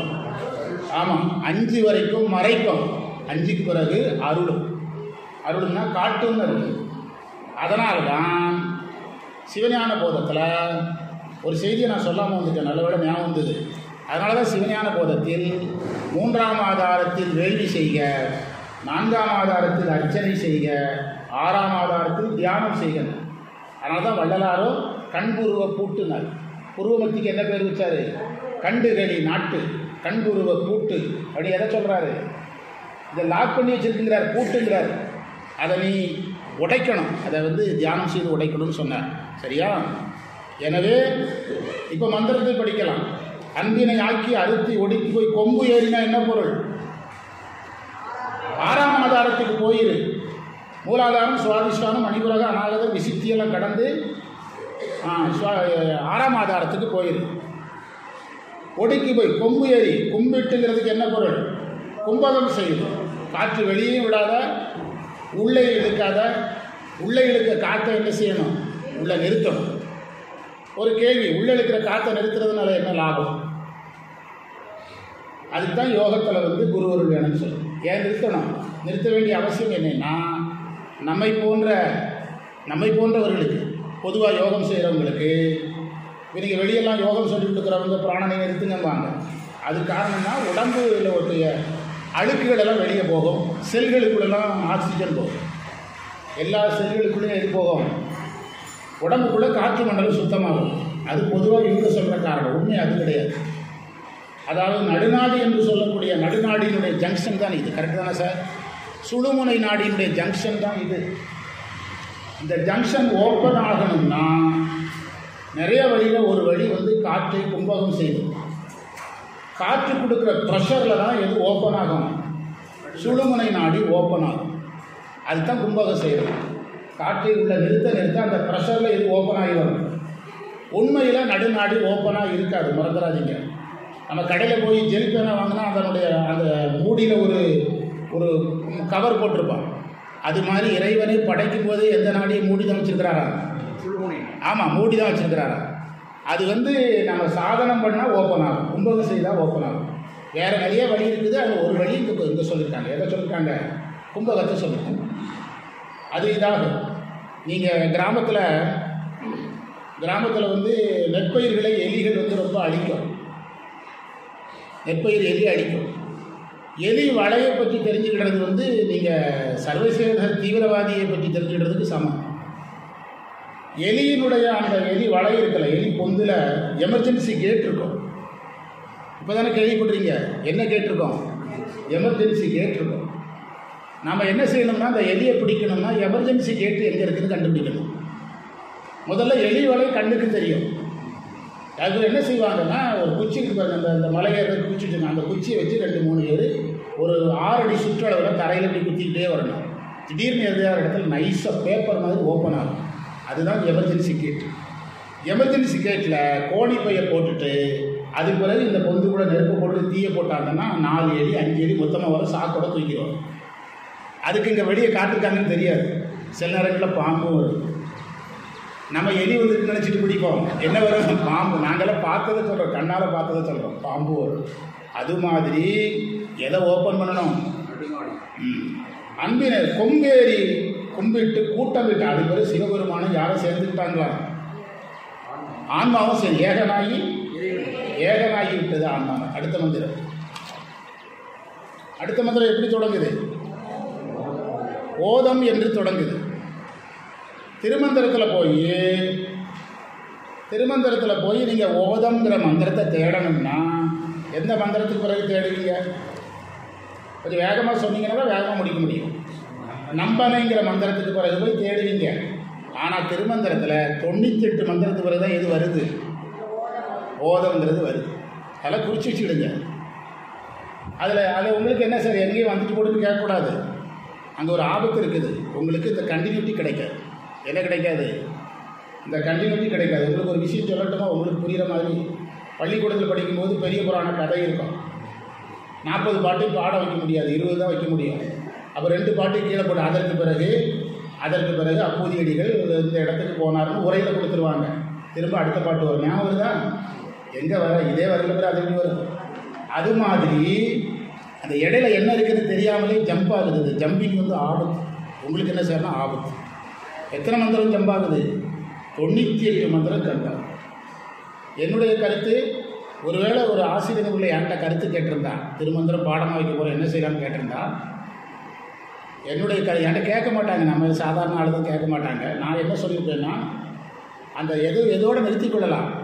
இந்த இயமத்துக்கு முன்பகுதியை வந்து இந்த தொகுப்பில் முடிக்கலாம், அடுத்த தொகுப்பில் அடுத்த பகுதியை பார்க்கலாம் அப்படின்னு சொல்லியிருக்கேன். இப்படி நம்ம ஜம்ப் பண்ணி கொடுக்கும்போது அவங்களுக்கு எதுலேயுமே என்னெல்லாம் போயிடும், ஐடியாலாம் போயிடும். அப்படிதா? ஆனால் அது குருவினுடைய அருள். நம்ம நான் என்னுடைய சிற்றறிவுக்கு தோன்றதை சொல்லிட்டு இருக்கு. அது குருவருள் நடந்துட்டு இருக்கு. அடுத்தது எந்த மந்திரம் பார்க்கணும்? இந்த ஓதம்ங்கிறது எந்த தலைப்பிலே வரணும்? 55 எத்தனாவது தலைப்புங்க? இந்த ஓதம்ங்கிறது என்னது தான் இல்லை. அது வந்து அட்டமா சித்தியில் இருக்கு. என்ன சித்தியில் இருக்கு? இதை கண்டுபிடிக்கிறதுக்கு எனக்கு மணிக்கணக்காக ஆச்சுடுங்க. அட்டமா சித்தியில் இருக்கு. ஆனால் அவங்க என்ன தலைப்பில் போட்டு வச்சுருக்கிறாங்க பார்த்தீங்களா? இதுதான் ரொம்ப கவனமாக இருக்கணும். அதுதான் நம்ம ஆசிரியர் விடவாவது விவரமாக இருக்கிறேன். ஏதோ ஒரு கொஞ்சம் விவரமாக இருக்குது, நம்ம வாத்தியாருக்குன்னு சந்தோஷப்பட்டுக்கணும். நீங்கள் அதில் அட்டமா சித்தியில் இருக்குது. அடுத்தது அந்த அந்த அந்த மந்திரம் என்ன சொல்ல வருதுன்னா, ஒரே வரியில் சொல்லிடுறேன். அந்த மந்திரம்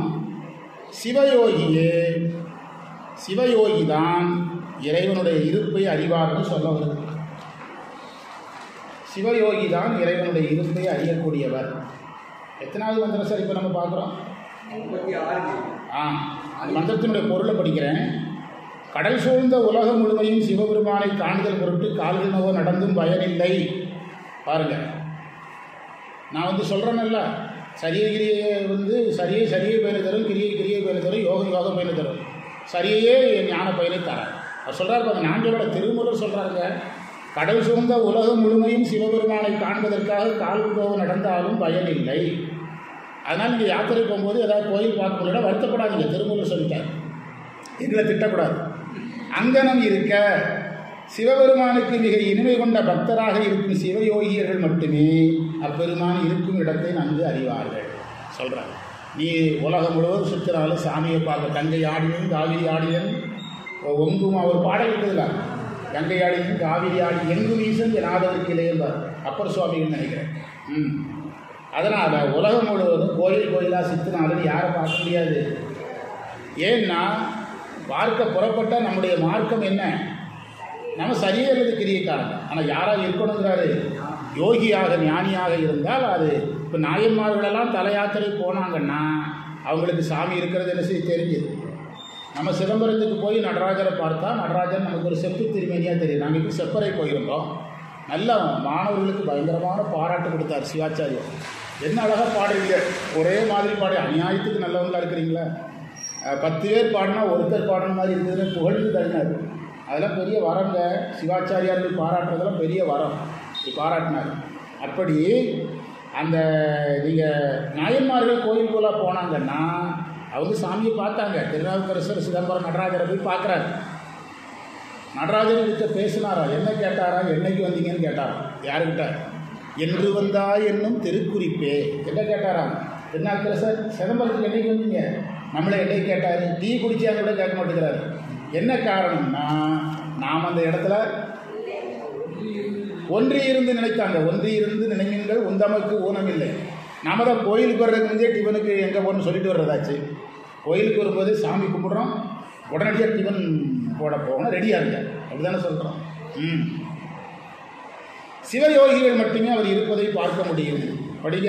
ஓதம் ஒலிக்கும் அதுக்காக நம்ம கோயிலுக்கு போகக்கூடாதுன்னு அர்த்தம் இல்லை. நம்ம மார்க்கத்துக்கு கம்பல்சரியாக போகணும். நீங்கள் தப்பாக நினைச்சிடாதீங்க. நமக்கு யாத்திரை கம்பல்சரியாக போகணும். அவர் யாருக்கு சொல்லிட்டு இருக்கிறாரு? யோகிகளுக்கு சொல்லிட்டு. நமக்கு கட்டாயம் யாத்திரை உண்டு. நான் அது வேறு வெள்ளிக்கிழமை நாங்கள் இப்படி சொன்னதுனால நாங்கள் ஞாயிற்றுக்கிழமை வரலன்னு சொல்லிடாதீங்க. ஓதம் ஒலிக்கும் உலகை வலம் வந்து பாதங்கள் நோவ நடந்தும் பயனில்லை. பாருங்கள், பாதங்கள் நோவ நடந்தும் பயனில்லை. காதலின் அண்ணலை காண இனியவர் நாதன் எறிந்த நகரறிவாரே. யோகி தான் அவர் எங்கே இருக்கிறாங்கிறத பார்ப்பார். ஓடி ஓடி ஓடி ஓடி உட்கலந்த ஜோதியை ஓடி ஓடி நாடி நாடி நாடி உட்கலந்த ஜோதியை நாடி நாடி நாட்களில் கடந்து போய் வாடி வாடி வாடி வாடி மாண்டு போன மாந்தர்கள் கோடி கோடி கோடி கோடி எண்ணிறந்த அப்படின்னு சித்தர்கள் சொல்கிறார். சிவவாக்கியர் சொல்கிறார். அடுத்த மந்திரம் காயசித்தி உபாயம். மந்திரம் எப்படி தொடங்குது? உடம்பாரடி காயசித்தி உபாயம். காயசித்தி உபாயத்துக்கு வந்துட்டோம். அதில் இந்த இப்போ நீங்கள் பார்த்த மந்திரத்தினுடைய தொடக்கம் சொல்லுங்கள். அதுக்கு பிறகு 16 மந்திரம் கழித்து தான் இந்த மந்திரம் வருது. 16 மந்திரம் கழித்து தான் இந்த மந்திரம் வருது. இது எதற்காக நான் இந்த ரிசர்ச் உங்கள்கிட்ட சொல்கிறேன்னா, அந்த தொடர்ச்சி பிரேக் ஆகி வரும்.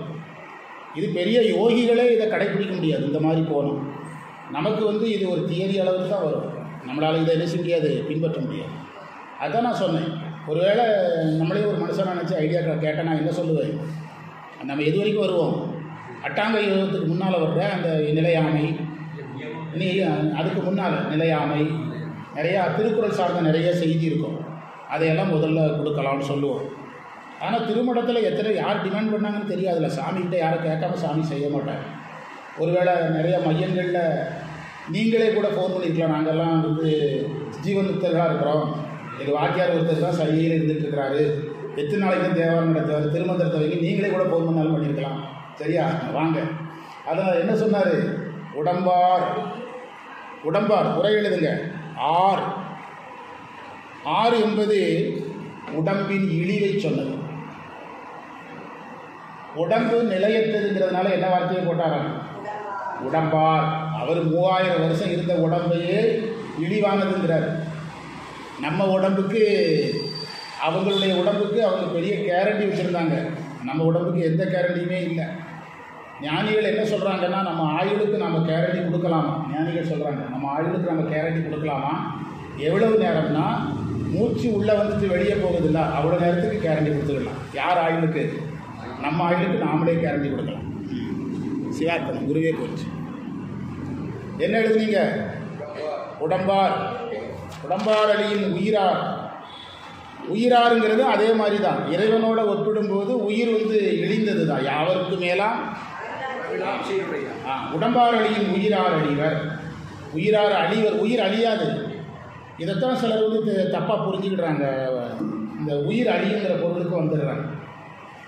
ஒரு தடவை வைரமுத்து உயிர் அழியக்கூடியதுன்னு ஒரு திருமந்திரத்தை வச்சு ஒரு கட்டுரை எழுதியிருந்தார். வைரமுத்து தினமலரில் வந்துட்டு நான் அதில் நிறைய நோட்ஸ் எடுத்து வைரமுத்துக்கு ஒரு கடிதம், பத்திரிகை கோவை எடிட்டருக்கு ஒரு கடிதம் எழுதினேன். 2 தடவை ரிஜிஸ்டர் தவிர பதிலே கிடையாது.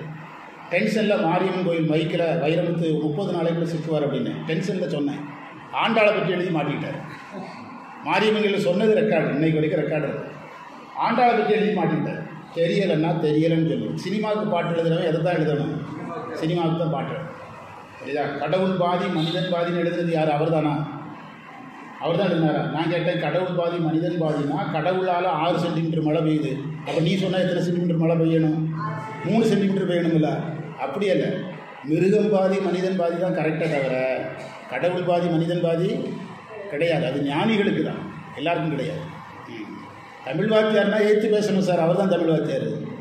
உடம்பார் அழியின் உயிரார் அழிவர், திடம்பட மெய்ஞானம் சேரவும் மாட்டார். பாருங்க என்ன அழகாக இருக்குது. உறுதியான எண்ணம் வராது, ஞானம் வராது. உடம்பு வீக்காக இருந்தால் என்ன வராது? ஞானம் வராது. ஞானம் வரணும்னா உடம்பு நல்லா இருக்கணும். அதனால தான் நம்ம யோகா மாஸ்டர் கூப்பிட்டு உட்கார வச்சுருக்கோம். உங்களுக்கு ஞானம் வர்றதுக்கு உடம்பை தெம்பாக வைக்கணும். ஞானம் சேரவும் மாட்டார். அந்த மந்திரம் தானே பார்த்துட்டு இருக்கிறோம். உடம்பை வளர்க்கும் உபாயம் அறிந்தே. எத்தனாவது மந்திரம் போயிட்டு இருக்குது? ஏதாவது குறிப்பு இருக்குதான்னு பார்க்குறேன். அதில் குறிப்பு இருக்குது, அழகான குறிப்புங்க. அருணவடிவேல் முதலியார் சொல்கிறாரு, உடம்பை பேணுவதை பெரியோர்கள் இகழமாட்டார்கள். அது குறிப்பு சொல்லியிருக்கிறார். இப்போது நீங்கள் கஷ்டப்பட்டு உடம்பை பேண்டுறீங்க. சராசரி மனிதன் என்னைக்கு ஒரு நாள் செத்து போகிறது தானே, இதை பேணி என்ன பண்ண போகிறா, யோகா பண்ணவங்களாம் 200 வருஷம் குடி இருந்துட்டாங்க அப்படின்னு நம்மளை பேசுவானா, நம்ம கண்டுவிடக்கூடாது. அவர் சொல்கிறார், அருணவடிவேலார் சொல்கிறார், உடலை பேணல் பெரியோர் இகழமாட்டார், நீங்களும் பேணுக அப்படின்னு யார் சொல்கிறாங்களாம்? திருமூலர் சொல்கிறாரா. என்ன சொல்கிறாராம்? நீங்களும் உடம்பை பேணுங்க. நீங்கள் சிலர் கேட்பான், திருவாசம் படிச்சுட்டா 200 வருஷம் ஆயுளோட இருந்துருவாரா? யோகா பண்ணவங்கெல்லாம் 300 வருஷம் உயிரோடு இருந்துட்டாங்க. அப்போ எல்லோரும் ஒரு நாள் செத்தான போகிறான். ஒன்றும் எதுவுமே பண்ணாதவங்க தான் ரொம்ப வருஷம் உயிரோடு இருக்கிறான். இப்படி கேட்டு நம்மளை டிஸ்கரேஜ் பண்ணுவாங்க. நம்ம அதை என்ன செய்யக்கூடாது, கண்டு கொள்ளக்கூடாது அப்படின்னு சொல்கிறார். அதாவது இதனுடைய இந்த மந்திரத்துக்கு ஒரு முடிவுரை கொடுத்துருக்கிறார். என்ன முடிவுரைன்னா, காய சித்தி அவசியம் அப்படின்னு என்ன அர்த்தம்னா, உடம்பை பாதுகாத்தல் அவசியம். உடம்பை பாதுகாத்தல் அவசியம். உடம்பை பாதுகாப்பது அவசியம். உடம்பை வளர்க்கும் உபாயம் அறிந்தே. உடம்பை வளர்க்கும் உபாயம்னா யோக முறைகள்னு அர்த்தம். நீங்கள் உடம்பை வளர்க்கும் உபாயம்னா காலையில் ஒரு 2 ஆப்பிள், 11 மணிக்கு ஒரு அன்னாச்சி பழம், மத்தியானம் 1 மணிக்கு ஒரு பலாப்பழம்.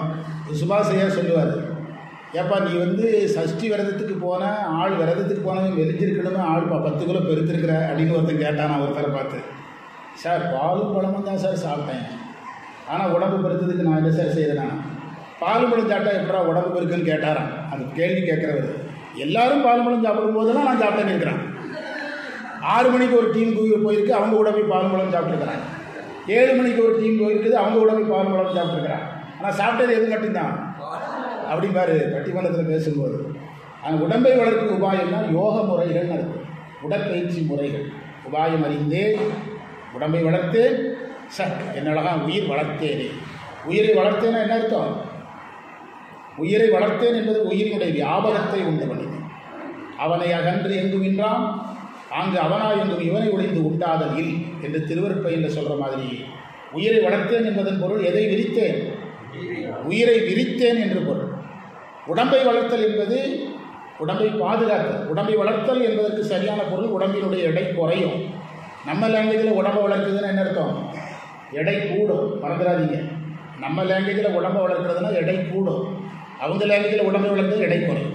100 கிலோ எடையினால் ஒருத்தர் வாழ்க்கையே போச்சு. இதெல்லாம் இந்த எடை, வெயிட் எடை சம்மந்தப்பட்டது, இந்த எடை சம்மந்தப்பட்டது. ஆனால் உயிரை வளர்த்தலுக்கு எப்படி எடை போடுறது?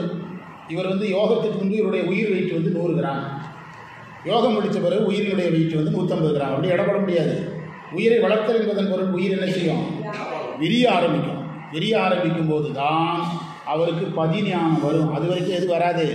பதிஞானம் வராது. பதிஞானம் வராது. உங்கள் வீட்டில் உங்கள் வீட்டில் 4 லைட் எரியணும் அப்படின்னா உங்கள் வீட்டுக்கு தனியாக ஒரு டிரான்ஸ்ஃபார்மர் வேண்டியதில்லை. நீங்கள் ஒரு கம்பெனி தொடங்குறீங்க அப்படின்னா உங்களுக்கு என்ன வேணும்? ஒரு டிரான்ஸ்ஃபார்மர் வேணும். அப்போ உங்கள் மேலே அந்த கம்பெனிக்குள்ளே கரண்டை இறக்கணும்னா டிரான்ஸ்ஃபார்மர் வேணும்ல.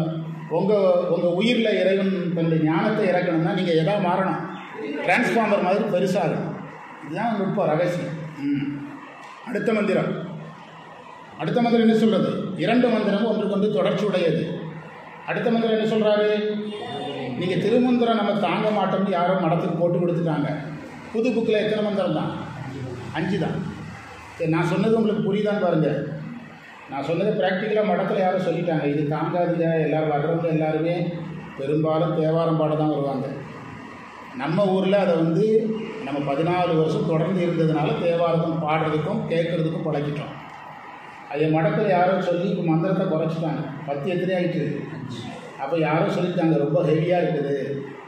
82 வயசு பெரியவர் ஒருத்தர் இதை நடக்கிறதுக்கு ஒரு நாளைக்கு 10 தடவை இங்கே ஃபோனில் கூப்பிட்றாரு, கடலூர்லேருந்து கூப்பிட்றாரு. நேற்று சொல்கிறாரு, போன தொகுப்பில் நான் அவர் சொன்ன சார் அப்படியே சொல்கிறேன் விநாயகர் முன்னால், போன தொகுப்பில் எனக்கு யாருமே ஹெல்ப் பண்ணல சார், நீங்கள் அல்லாமல் எனக்கு ஹெல்ப் பண்ணுறவங்க 2 பேர் இருக்காங்க. அவர் சொன்னதை அப்படியே சொல்கிறேன், பேர் மட்டும் சொல்லாமல். ஒருத்தர் பிறகு ஃபோன் பண்ணுறேன்னு ஃபோனே பண்ண மாட்டார், கேட்கும்போது பதில் சொல்ல மாட்டார். இன்னொருத்தர் உடனே ஃபோன் எடுத்து பதில் சொல்லுவார், எதுவும் புரியாது, ஹெவியாக சொல்லுவார். நீங்கள் சொல்கிறது மட்டும்தான் எனக்கு புரியுதுங்கிறார். வயசு எத்தனை? 82 வயசு. கடலூரில் இருக்கிறார், ஊத்தங்கரையில் பேராசிரியர். இந்த திருமந்திரத்தில் அவருக்கு ஒன்றுமே புரிய மாட்டேங்குது. 82 வயசு பெரியவர் நிலைமையே இதுன்னா இப்போ இது பேசுகிறவங்க எப்படி இருக்கணும்? இது வந்து தியரியை பார்த்து எல்லாரும் பேச ஆரம்பிச்சிடுறோம், எல்லாரும் இதை பேச ஆரம்பிச்சிடுறாங்க, மைக் கிடைச்சோன்னு பேசுகிறாங்க. ஆனால் இதில் இருக்கிற ஆபத்து யாருக்கே தெரியாது, பேசுகிறவங்களுக்கே தெரியாது, பேசுகிறவங்களுக்கே தெரியாது. இப்போ நான் வந்து டாக்டர் சார் இருக்கிறாருன்னா அவருக்கு ஒருத்தர் இந்த டாக்டர் இருக்கிறாரு, இன்னொருத்தர் டாக்டர் வர்றாங்க, டாக்டர் ட்ரீட்மெண்ட் அது மாதிரி இருக்கணும். அவரோட பெரிய டாக்டராக இருக்கணும் கூட கிடையாது, எம்பிபிஎஸ் டாக்டருக்கு ட்ரீட்மெண்ட் இருக்கலாம். எம்எஸ்ஆர் இருக்கணும்னு கட்டாயம் கிடையாது, சமமாவது இருக்கணுங்களா சார், சமமாவது இருக்கணும்ல.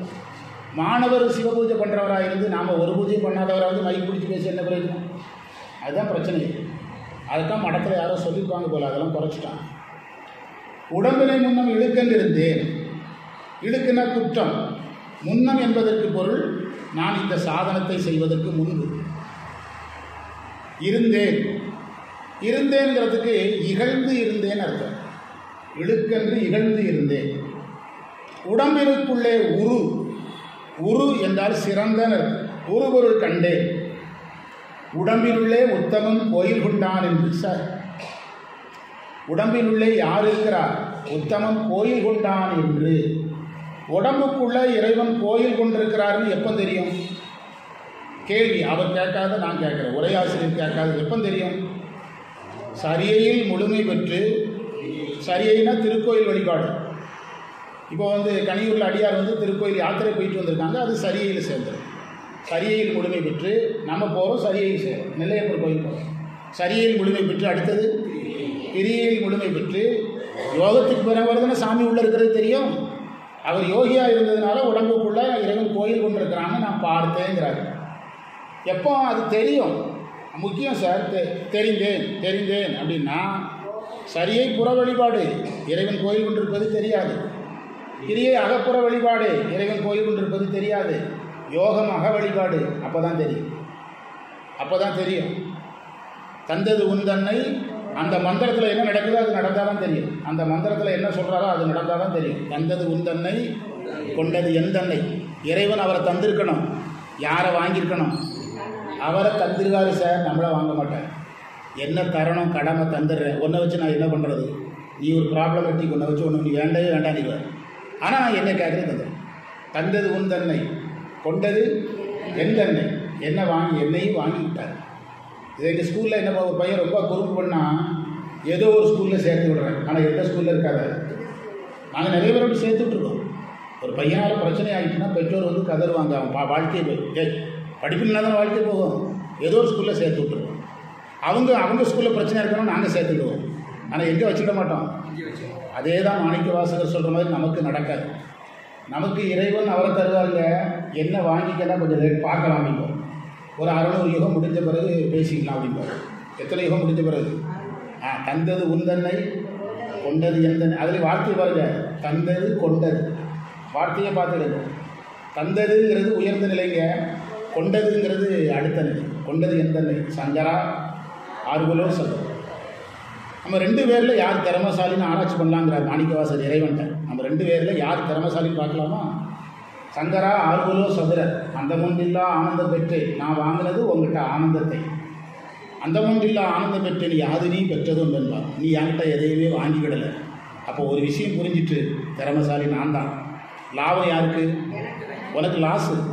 உன்ன மாதிரி விவரம் இல்லாத உலகத்திலே கிடையாதுங்கிறார். யாரை பார்த்து? இறைவனை பார்த்து. ஆனந்தத்தை கொடுத்துட்டு, விலை உயர்ந்த பொருளை கொடுத்துட்டு உன்னையுமே வாங்காமல் இருக்கிற, இப்படி ஏமாந்தான்னா எல்லாரும் ஏமாத்திடுவானுவர் அப்படின்னு சொல்கிறார். யார்கிட்ட? ஆமாம், அந்த முந்தில்லா ஆனந்தம் பெற்றேன் யாது நீ பெற்றதும் என்பார். இந்த இடம்தான் சிந்தையில் கோயில் கொண்டது மாணிக்கவாசகர் தெரிஞ்சது. இறைவன் தன்னை கொடுத்து அவரை வாங்கினாதான் தெரியும். நமக்கு இறைவன் தன்னை தந்திருக்கிறார். பிள்ளையை பெற்றா அம்மாவை கொடுத்து தான் ஆகணும், அப்பாவை கொடுத்து தான் ஆகணும். ஆனால் சொல்லுவார், அப்பா கிட்ட போய் புகார் பண்ணுறவங்க, பையன் சரியில்லை சார் பெத்தாச்சு என்ன செய்யுது? நீங்கள் வந்து அவனுக்கு ஃப்ரெண்ட் இல்லைன்னு சொல்லலாம், நான் அப்பா இல்லைன்னு சொல்ல முடியுமா சார் அப்படின்னு யார் சொல்லுவார்? அவன் தான் ஒன்றுக்காக தெரியல, எதுக்கு சார் சொத்து எழுதிக்குங்க, கடமைப்பா செய்தான் ஆகணும் அப்படி சொல்கிறாங்கல்ல. நமக்கு இறைவன் அப்படி தான் சொல்லுவார். ஆனால் மாணிக்கவாசகருக்கு சிந்தையே கோயில் கொண்டையன் பெருமா. சிந்தையே என்ன அழகான. சமீபத்தில் ஒரு திருவாசக உரை பண்டிதமணி சொன்னார். முன் என்னுடைய உள்ளத்தில் வந்துட்டாருன்னு மாணிக்கவாசகர் பண்டிதமணி சொன்னார். தேவர்கள்ட்ட இருந்து தப்பிக்கணும், ஒளிஞ்சிக்கிட்டதுக்கு ஒரு இடம் வேணும் அப்படின்னு இறைவன் பார்த்தாராம். மாணிக்கவாசகர் மனசுக்குள்ளே ஒளிஞ்சிக்கலான்னு ஒளிஞ்சிக்கிட்டார். பண்டிதமணி சொல்கிறார், அதாவது திருச்சதகத்தில் இருக்குது 45லேருந்து 48 கூட வருது. அந்த நல்லும் கீழும் ஏழுங்கிறதுக்கு அடுத்த மந்திரத்தில் இருக்குது. முன்பு என்னுடைய மனசுக்குள்ளே வந்தார். அப்படி இருக்கணும் சார் சைவ வாழ்க்கை. அந்த மெஷர்மெண்ட்டில் போட்டால் நாம் எங்கே இருக்கணும் தெரியணும். சிந்தையே கோயில் கொண்டையம் பெருமான் திருப்பெருந்துறையுரை சிவனே எந்தையே ஈசா. உள்ள மட்டுமல்ல, உடம்பு முழுசும் நீ வந்துட்டன. உடலிடம் கொண்டாய். கண்ணப்பன் ஒப்பதோர் அன்பு. கண்ணப்பன் ஒப்பதோர் அன்புனார் உரையாசிரியர் சொன்னாங்க. கண்ணப்பன் மனசு போல் அன்புன்னு சொல்லலை. கண்ணப்பன் ஒப்பதோர் அன்புன்னு ஏன் சொன்னாராம்? கண்ணப்பர் உடம்புல அன்பு எங்கே இருக்குன்னே கண்டுபிடிக்க முடியலையா? பெருவரில் நோண்டி பார்த்தாலும் என்ன வருதான்? அன்பு வருதான். சுண்டு விரலை நோண்டி பார்த்தாலும் அன்பு வருதான். கண்ணப்பன் ஒப்பதோர் அன்பு மாதிரி என் உடம்பு முழுவதும் யார் வந்துட்டார்? நீ வந்துட்ட. அதுதான் இதில் சொன்னார். உடம்புனுள்ளே உத்தமன் கோயில் கொண்டான். 9ஆம் திருமுறையில் ஒரு இடத்துல வருது, இறைவன் எனக்குள் வந்ததனால் எனக்கு உடம்பு விமானமாகியது என்று. 9ஆம் திருமுறையில் ஒரு அடியார் பாடுறார். இறைவன் என்னுடைய உடம்புக்குள்ளே வந்ததுனால என்னுடைய உடம்பு எதா மாறிட்டு? விமானம் ஆயிட்டுங்கிறார். விமானம்னா கோயில் விமானம் மாதிரி ஆயிட்டுங்கிறார் என்னுடைய உடம்பு. உடம்பினுள்ளே உத்தமன் கோயில் கொண்டான் என்று உள்ளம் பெருங்கோயில் ஊனுடம்பு ஆலயம் வள்ளல் பிரானாருக்கு வாய் கோபுரவாசல் தெள்ளத் தெளிந்தார்க்கு ஜீவன் சிவலிங்கும் கள்ளப்புலனைக்கும் காளா மணி விளக்கே காயமே கோயிலாக கடிமனம் அடிமையாக வாய்மையை தூய்மையாக மனமடி லிங்கமாக நேயமே நெய்யும்பாலா நிறைய நீர் அவையாட்டி பூசனை ஈசனார்க்கு போற்றவி காட்டினோமே. பூசலார் நாயனார் வரலாறு இருக்குது. இதையெல்லாம் எடுத்து படிக்கணும். இதையெல்லாம் எடுத்து நம்ம படித்தோம்னா இது புரியும். உத்தமன் கோயில் கொண்டான் என்று உடம்பினை யானிருந்து என்றால் விரும்பி அதற்கான சாதனத்தில் இருந்து இந்த உடம்பை நான் என்ன செய்கிறேன்? பாதுகாக்கிறேன். எனவே நாம் என்ன முடிவுக்கு வரணும்? உடம்பை பாதுகாக்கணும். அதாவது உடம்பால் உங்களால் தரையில் முடிஞ்சு பூஜை பண்ண முடியலன்னா ஒரு டீப்பாயை போட்டு சேரில் உட்காந்து பண்ணலாம். பூஜையை முடிச்சுட்டு முழங்கால் வலிக்குன்னு வீட்டில் இருக்கிறவங்க உயிரெல்லாம் வாங்குறதுக்கு அதுக்கு பேசாமல் நீங்கள் சேரில் உட்காந்து என்ன செய்யலாம்? பூஜை பண்ணலாம். சரியா? நம்ம சைவத்தை நோக்கி போக வீட்டில் ஹெல்ப் குறையும்.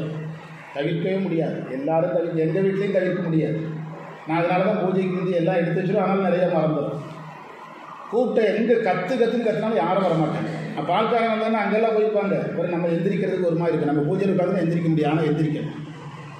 எங்கள் அரவிந்த் இருக்கிறார்ல, இந்த டீச்சருக்கு தெரியும். அதனால தான் டீச்சரை கையை காட்டுறேன். அரவிந்த் என்ன யாருடைய மகன்? சேர்மன் மகன் அரவிந்த். அவர் சொல்லுவார், அவருக்கு குரு தீட்சை கொடுக்கும்போது, ஏய் தீட்சை வாங்கிக்க, ஆனால் பூஜை பண்ணுறங்கிற பேரில் குடும்பத்தை உயிர் வாங்கக்கூடாது. தண்ணி வேணுமா சந்தனம் வேணுமா எல்லாம் நீ என்ன செஞ்சுக்கணும்? ஓகேன்னா தீட்சை வாங்கிக்க அப்படின்னு கொடுத்தாராம். அவர் சொல்லுவார். அது மாதிரி உடம்பினை யானிருந்து உடம்பை நான் இருந்து பாதுகாக்கிறேன். உடம்பை பாதுகாத்துக்கிட்டோம்னா நம்ம சாதனங்களையெல்லாம் நல்லா பண்ணலாம். நீங்கள் உடம்பை வருத்தக்கூடாது. நான் ரொம்ப சிம்பிளாக புரிகிறதுக்கு கோயிலில் சொல்லுவேன். அதாவது சேரன் டெப்போவில் போய் பஸ்ஸை எடுத்துகிட்டு திரும்ப கொண்டு சேரனில் விட்டால் அதில் எதுவும் காயங்கள் இல்லைன்னா இருந்தால் எழுதி வைக்கணும். அங்கே ஒரு ரெக்கார்டு இருக்கும். வண்டி எடுத்துகிட்டு போனேன், டேமேஜ் ஆகிட்டு எழுதி வைக்கணும். அப்போ என்ன விதி? வண்டி எடுத்துகிட்டு போன மாதிரியே டெப்போவில் விடணும். இந்த வண்டி கைலாயத்தில் எடுத்துகிட்டு வந்துருக்குது, வண்டியை எடுத்த மாதிரி யார்கிட்ட ஒப்படைக்கணும். அவர்கிட்ட காரணம் சொல்லலாம். இந்த மாதிரி வில்வையெல்லாம் படிக்கும்போது மரத்துலேருந்து விழுந்து கால் உடைஞ்சிட்டு, ஓகே புரியுதா? இந்த மாதிரி பேங்கில் திருட போகும்போது கால் உடைஞ்சிட்டு சொல்லக்கூடாது. அவர் வில்வம் படிக்கும்போது மரத்துலேருந்து விழுந்துட்டார். ஒரு சிவனடியார் வில்வம் படிக்கும்போது மரத்துலேருந்து விழுந்து கால்கையெல்லாம் உடஞ்சி போச்சு. 18 லட்ச ரூபா செலவழித்து சிவனடியார்கள் அவரை காப்பாற்றினார். அதுக்கு இறைவன் கேரண்டி கொடுப்பார். அதனால் அடுத்த மந்திரத்துக்கு வாங்க. 59 எப்படி தொடங்குது? அண்ணல் இருப்பிடம் ஆறும் அறிகிறார். சரிதாங்களா? இந்த அண்ணல் இருப்பிடம் எத்தனாவது மந்திரத்துக்கு பிறகு வருது தெரியுமா? இப்போ நீங்கள் பார்த்த மந்திரத்துலேருந்து 40 மந்திரம் கழித்து வருது. நீங்கள் பார்த்த 40 மந்திரத்துக்கு பிறகு வருது. இது வந்து சோல்டிங் அல்லது ஜம்பிங்பாங்க. அது என்ன ஆகும்னா படிக்க நல்லாயிருக்கும், கேட்க நல்லாயிருக்கும். அந்த சாதகனுக்கு எந்த விதமான ஒரு ஐடியாவும் கிடைக்கும். சரியா? குணசேகரன் சார் அனுப்பி வச்சிருக்கேன். அதோட அவர் இருந்து நம்ம கூட சாப்பிட்டு போடாமல் மணி எத்தனை? நல்ல வேலை குணசேகரன் சார் காப்பாற்றினா இருக்கிறீங்களோ. மணி எத்தனை? 2:45. சரியாக நீங்கள் சாப்பிட்டு போகலாம் இருந்தேன். அந்த டாக்டர் சார் அவருக்கு இந்த பொன்னாடை போச்சு. அதுக்காக தான் நான் உங்களை வர சொன்னேன். ஃபோட்டோ எடுங்க, அவர் நம்பருக்கு அனுப்பணும். டாக்டர் சார் குணசேகரன் சார் வாங்க. நம்முடைய திருக்கூட்ட சார்பாக இதை அப்படியே நம்ம சொல்லணும். ஒரு வீடியோ எடுங்க. எப்போ சார் வகுப்பு முடிப்பீங்கன்னா இப்போ திருமந்திரம் முடிச்சுட்டு உணவு இடைவெளிக்கு போயிடலாம். சீக்கிரமாக சாப்பிட்டு வந்துடுங்க, பிற்பகல் வகுப்புக்கு போகலாம். எது வரைக்கும் வந்தீங்க? அண்ணல் இருப்பிடம். இப்போ நீங்கள் பார்த்த மந்திரத்துக்கு பிறகு எத்தனை மந்திரம் கழிச்சு வருது? 40 மந்திரம் கழிச்சு வருது. இதையெல்லாம் நான் வந்து பார்த்து தான் நோட்ஸ் பிடிச்சேன். மந்திரம் அண்ணல் இருப்பிடம் ஆறும் அறிகிறார். அண்ணல் இருப்பிடம் ஆய்ந்து கொள்வார்க்கு. ஆய்ந்துங்கிறதுக்கு பொருள் சொல்லுங்க. ஆய்ந்து, அண்ணல் இருப்பிடம் ஆய்ந்து, குருவருளால் ஆராய்ந்து. யாரை வச்சு ஆராய்ச்சி பண்ணணும்? குருவினுடைய அருளால் ஆராய்ந்து. இந்த தாராபுரத்துக்கு வர வேண்டிய இந்த பழைய புக்கு எத்தனை? 12 புக்கு எங்கள் வீட்டில் இருக்கிறத நான் வரப்போ சனிக்கிழமை எடுத்துகிட்டு வந்துடுறேன். இருக்கிறத எடுத்துகிட்டு வந்துடுறேன். 12 இருந்தால் சந்தோஷம். நம்ம கூட்டத்தில் என்ன பழக்கம்னா யாருக்கு கேட்டாலும் கொடுத்துருவோம். ஏதோ 1-2 மிஸ் ஆனாலும் வாங்கிக்கிறேன். ஆய்ந்துங்கிறதுக்கு ரொம்ப முக்கியங்க. எதாவது ஆராய்ந்து காலையில் அதைத்தான் சொல்லிகிட்டே இருக்கிறேன். திருமந்திரம் யார் வேணும்? சரியை நம்மளால் முடிஞ்ச அளவுக்கு தனியாக பண்ணலாம். கிரியை நமக்கு தெரிஞ்ச அளவு கூட வேள்வி பண்ணலாம். ஆனால் யோகம் யார் வேணும்? நீங்கள் பிராணாயாமமே குரு இல்லாமல் பண்ணக்கூடாது. அதுதான் பிராணாயாமே குரு இல்லாமல் பண்ணக்கூடாது. அண்ணல் இருப்பிடம் ஆய்ந்து குருவருளால் ஆராய்ந்து. வரி 3க்கான பொருள். அதாவது வரி 3க்கான பொருள் என்னன்னா, இறைவன் உயிருக்கு உயிராக இருப்பதை அறிந்து கொள்ளலாம். வரி 4க்கான பொருள் என்னன்னா, வரி 4க்கான பொருள் 110. அதாவது ஏகனாகி நிற்றல் மட்டுமே போதும். ஏகனாகி நிற்றல்னா உயிர் தன் இருப்பை அறியாது. யார் இருப்பை மட்டும் அறியும்? இறைவன் இருப்பு மட்டும் நிகழ்வது. அதான் ஏகனாகி நிற்றல். மந்திரம் படிக்கலாம், புரிஞ்சிடும். அண்ணல் இருப்பிடம் ஆறும் அறிகிறார். யாரும் அறிகிறார்னா யாருமே அறிய மாட்டாங்களான்னு கேட்கக்கூடாது. பெரும்பாலோர் அறியார்னு அர்த்தம். யாரும் அறிகிறார்னா பெரும்பாலோர் அறியார். காந்தியின் பெருமையை பலர் அறியவில்லை அப்படின்னு சொன்னால் தமிழில் அதில் ஒரு இலக்கணம் இருக்குது. காந்தியின் பெருமையை சிலர் அறிந்திருந்தாலும் பொருள் எடுக்கணும். காந்தியின் பெருமையை பலர் அறியவில்லைன்னா என்ன பொருள் எடுக்கணும்? காந்தியின் பெருமையை சிலர் அறிந்திருந்தார்கள்னு பொருள் எடுக்கணும். உடன்பாட்டு வாக்கியம், எதிர்மறை வாக்கியம் தமிழில் படிச்சிருக்கீங்களா? தமிழ் இலக்கணத்தில் வரும். இப்போ அதெல்லாம் குறைச்சிட்டாங்க. நாங்கள் முதல்ல நடத்துவோம். உடன்பாட்டு வாக்கியம், எதிர்மறை வாக்கியம், செய்வினை, செய்யப்பாட்டு வினை, நேர்கூற்று, அயற்கூற்று. நேர்கூற்று அயற்கூற்று தான் இங்கிலீஷில் வந்து டைரக்ட் ஸ்பீச், இன்டைரக்ட் ஸ்பீச். அதெல்லாம் நான் தமிழ் நடத்தும்போது இங்கிலீஷோடு சொல்லிக் கொடுப்பேன், தமிழ் இலக்கணத்தை. அண்ணல் இருப்பிடம் ஆறும் அறிகிறார். அண்ணல் இருப்பிடம் ஆய்ந்து கொள்வார்களுக்கு அண்ணல் அழிவின்றி உள்ளே அமர்ந்திடும். அழிவின்றி என்பதற்கு பொருள் எப்போதும் விளங்கின்னு அர்த்தம். இறைவன் அழிவதில்லை. அழிவின்றி என்பதற்கு என்ன பொருள்? எப்போதும் விளங்கி உள்ளே அமர்ந்திடும். அண்ணலை காணில் அவன் இவன் ஆமே. அதான் ஏகநாதல். அதான் 110. அவன் இவன் ஆவேன்னா உயிருக்கு யார் இருக்கிறது தான் தெரியும், தான் இருக்கிறது தெரியாது. உயிர் எதற்கு அடங்கிறோம்? இறைவனுக்கு அடங்கும். சரியா? இப்போ நம்ம வீட்டில் வந்து நம்முடைய காம்பவுண்ட் சோரில் ஒரு லைட் இருக்குது. அதை பகல் 11 மணிக்கு போட்டு விட்டோம்னா இந்த விளக்கு தனியாக தெரியுமா? சூரிய ஒளிக்கு அடங்கிருமா? சூரிய ஒளிக்கு அந்த விளக்கு அடங்குற மாதிரி இந்த உயிர் யாருக்கு அடங்கிறோம்? சிவபிரகாசத்துக்கு பகல் விளக்குன்னு ஒரு வார்த்தை இருக்குது சிவபிரகாசில். அதை தான் சொல்லிட்டு இருக்கேன். அண்ணலை காணில் அவன் இவன் ஆமே. ஏகநாத நிலைக்கு இந்த யோகி போயிடுவார். அடுத்த மந்திரம் என்ன தலைப்பு? அவன். அவன் இவனாய் என்பதற்கு பொருள் இறைவன் உயிரில் கலந்து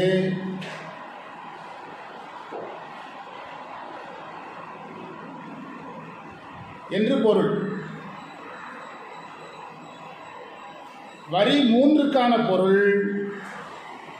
நான் இந்த மந்திரத்துக்கான பொருளை வந்து பெரும்பாலும் பஞ்சாக்கர தீபத்திலையும் மாற்றி எடுத்திருக்கிறேன். அருணையாரிலிருந்து எடுத்து பஞ்சாக்கர தீபத்தை நிறைய பயன்படுத்தியிருக்கிறேன். நீங்களாம் வந்து கவனிச்சுக்கிடுங்க. இதில் இல்லைன்னா அங்கே போய் தேடுங்க. அது காரணத்தோடு தான் அங்கே மாறி போயிருக்கு. வரி 3க்கான பொருள் இறைவன் காணும் உபகாரம் செய்கிறான் அப்படின்னு அர்த்தம் என்று பொருள். இதில் வட்டம் என்று ஒரு வார்த்தை இருக்கும். வட்டம் என்பதற்கு சுட்டறிவுன்னு பொருள்.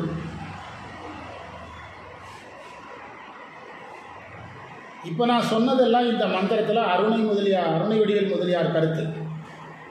இப்போ பஞ்சாக்கிர தீப கருத்து இப்போ தான் சொல்ல போகிறேன். பஞ்சாக்கிர தீப கருத்து வட்டம் என்ற சொல்லுக்கு ஆதாரம் என்று பொருள். இது ஆதாரத்தை வட்டம் என்று சொல்கிற மரபு இருக்குது. ஆதாரத்தை என்ன சொல்கிற மரபு இருக்குது? ஆமாம், அதுதான் இந்த சக்கரங்கள் எல்லாம் அதில் தான் வருது. சக்கரம் சதுரத்தில் தான் இருக்கும், ஆனால் பேர் சக்கரம். சக்கரத்தினுடைய வடிவம் என்னது? வட்டம் தான். அதனால் ஆதாரங்களை வட்டம் என்று சொல்கிற மரபு இருக்குது. அடுத்தது இந்த மந்திரத்தில் ஓசை ஒளின்னு ஒரு வார்த்தை இருக்கும். அதற்கு என்ன பொருள் சொல்லியிருக்காங்கன்னா, ஓசையும் ஒளியும் போல், ஓசையும் ஒளியும் போல், ஓசை மாதிரி ஒளி மாதிரி இறைவன் கலந்திருப்பான்.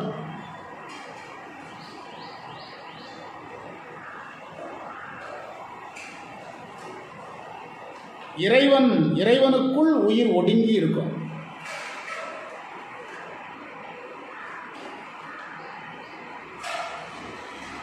இந்த இடத்துல இறைவனை நாம் பிரணவ வடிவமாக பார்க்கணும்னு உரையாசிரியர் சொல்கிறாங்க. இறைவனை ஓங்கார வடிவமாக பார்க்கணும். உங்களுக்கு புரிகிற மாதிரி ஒரு திருவருட்பயன் மந்திரம் சொல்லட்டா? ஓங்காரமே நல் திருவாசி உற்று அதில் நீங்கா இழுத்து நிறை சுடரா. ஓகேயா? ஆங்காரம் அற்றார் அறிவார் அணி அம்பலத்தான் ஆடல் இது பெற்றார் பிறப்பு அற்றார் பின் என்ற அந்த உண்மை விளக்க மந்திரத்தினுடைய ஒரு வடிவம் தான் இது. ஓங்காரமே நல் திருவாசி உற்று அதனுள் நீங்கா எடுத்து நிறை சுடராம் ஆங்காரம் அற்றார் அறிவார் அணி அம்பலத்தான் ஆடல் இது பெற்றார் பிறப்பற்றார் பின் என்று உண்மை விளக்கத்தில் இருக்கிற மந்திரம் வேறொரு வடிவத்தில் வருது. எனவே இறைவனை இந்த இடத்துல எதா பார்க்கணும்? பிரணவமாக பார்க்கணும், ஓம் என்ற வடிவமாக பார்க்கணும். அந்த மந்திரத்தினுடைய பொருளை படித்தே உங்களுக்கு சொல்கிறேன்.